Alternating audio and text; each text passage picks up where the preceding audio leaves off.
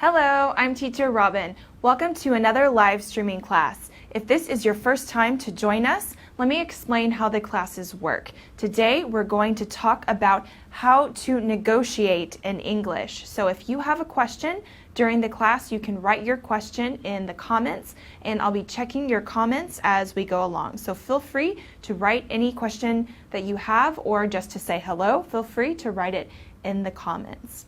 Okay, so today we're going to talk about how to negotiate, specifically in a business setting, although this isn't the only time you might need to negotiate in your life, but we're going to focus specifically on business, and I'm going to give you some key phrases that will be useful to you if you are in a business meeting or a setting at your job where you will have to negotiate something.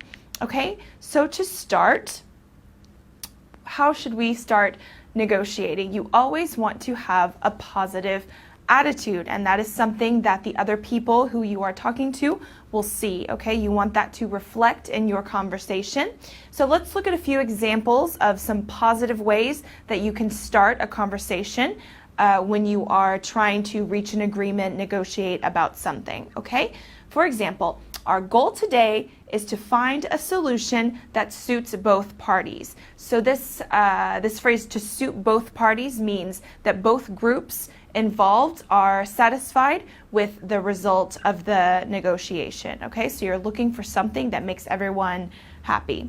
Okay, and another example, I am sure that today will end in a good deal for both of us. Okay, so if you start out on this positive note, then that kind of sets the tone for the rest of your negotiation.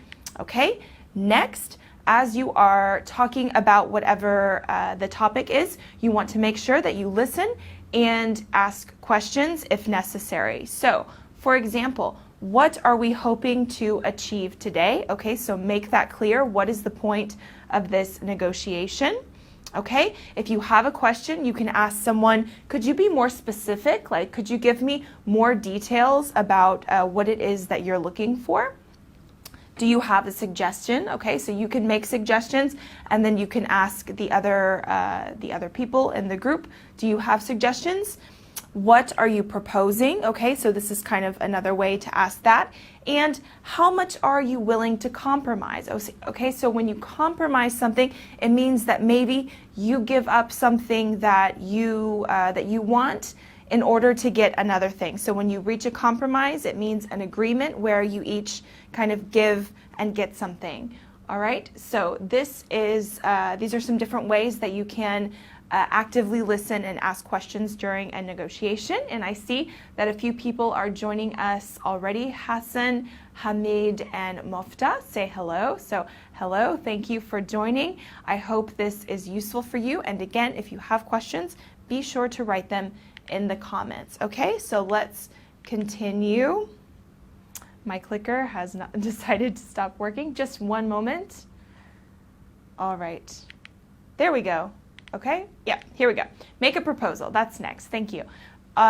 So when you have something that you want to achieve, accomplish, you make a proposal to the rest of the group. So for example, from where we stand, an acceptable price would be, okay, so something that you might be negotiating could be price, the price of something that you're going to purchase, etc. Okay, so from where we stand is another way to say, like, on our side, from our opinion, this is what we think would be acceptable. Okay?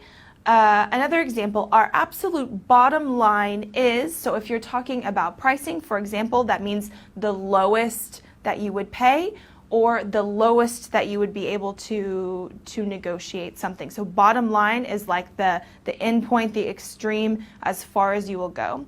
Okay? We'd like to make a proposal that will hopefully benefit both sides. Okay, so this is again staying positive when you're talking about making proposals. Or if you want to suggest something else, you can start with, how about if we, okay, so this is kind of like throwing in a new idea.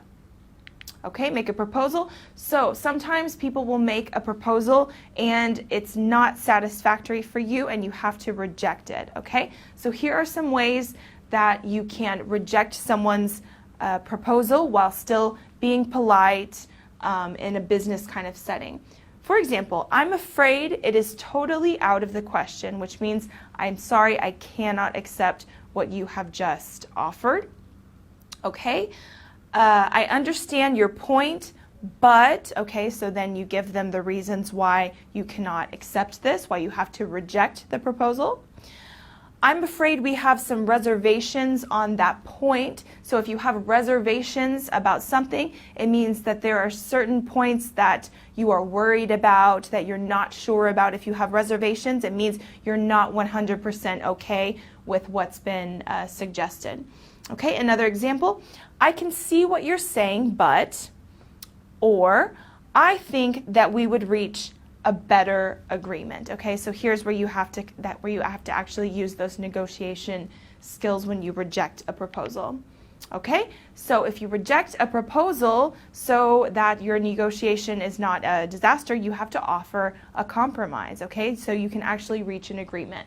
For example, we are ready to accept your offer on one condition. So a condition, something that needs to be changed, that needs to be offered in order for you to say yes, okay, I agree. Okay, if you would agree to something, we could reciprocate with or reciprocate by something else. Okay, so here you're offering a compromise. And one last example, on the condition that you do something, we could be persuaded to consider something else. Okay, so these are a little bit more formal. Obviously, if you're in an informal conversation, you might not use these, but in a business setting, this is pretty common, both in written English as well as spoken English, like during a business meeting. Okay, and finally, after you have negotiated and you are happy with what's been proposed, then you can accept the offer. So for example, you can say, I think that's fair enough. So maybe you're not so happy, but you say, okay, that's fine. Fair enough means it's okay for me, it's fine. I couldn't agree more means that you're very happy with what's been decided. Okay, so this is really positive. And another way, I'm happy with this deal.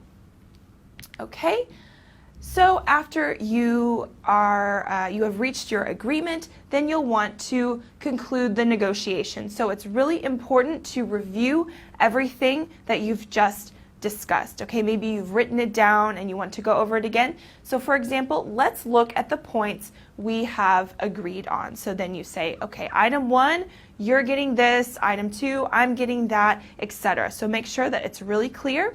Another way to say this is, shall we sum up the main points? So sum up is another way to say review or summarize something. Okay, so let's talk about everything that has just been said.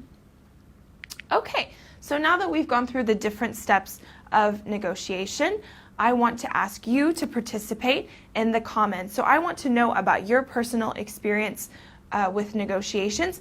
If it could be in a business setting at work, or it could be in another setting. Maybe it was renting a flat, or maybe it was coming to an agreement with a friend or with your family or something like that. So tell me about a situation where you had to negotiate something. Okay, did you reach a compromise? Did you reject an offer? Did you make another proposal, etc.? Okay, so how did it go? Tell us some examples of what was said, what you did, and what was the final agreement. Okay, so as you are doing that, I want to tell you more about our course. So if you want to improve your English, especially your business English, you can do that with us here at ABBA. We have a complete course from beginners to business level, and our course consists of 144 units. Each unit focuses on a specific grammar point. So you start with a short film, and then you watch a video class explaining the grammar, and you practice all of your skills in our exercises. So your speaking, reading, writing, and listening is all covered in each unit of our course. So if you want more information about that, you can go to abbaenglish.com, and there you can see all of the packages that we have to offer you with our course. So in addition to our ABBA course, we have many other resources for you that are free that you can use every day to improve your English. So That includes our blog, our ABBA journal. So there you can find articles about all kinds of topics, business related, travel related, more grammar explanations. So you have tons and tons of articles there that you can read to improve your English. And we're also available on all of the social media networks. So Facebook, Twitter, YouTube, and Instagram. And we are updating those every day, so check those out if you haven't already, because you can learn something in just a few minutes if you check all of those networks to improve your English with us here at ABBA. Okay, so I see we already have a couple of questions.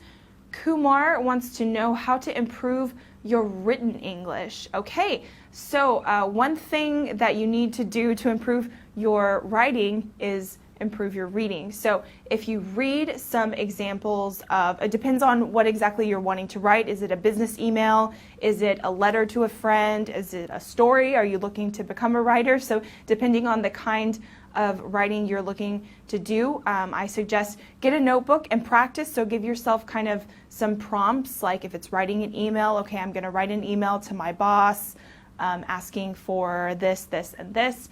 And then you can compare it if you look online, or if you practice with our blog as well. We have lots of writing examples that you can find there, or you can even practice your writing in our course. So there's tons of ways to practice your writing, and the thing that you need to do is to practice a lot. It's one of the more complicated parts of learning a language is to really become a good writer. So that's something that you want to make sure that you practice as often as you can. Don't worry if you make a few mistakes at the beginning, but you will improve as you continue practicing. Okay, are there any other questions at this time? Okay, well then let me tell you about next week's class. Next week we're going to focus on learning English with movies.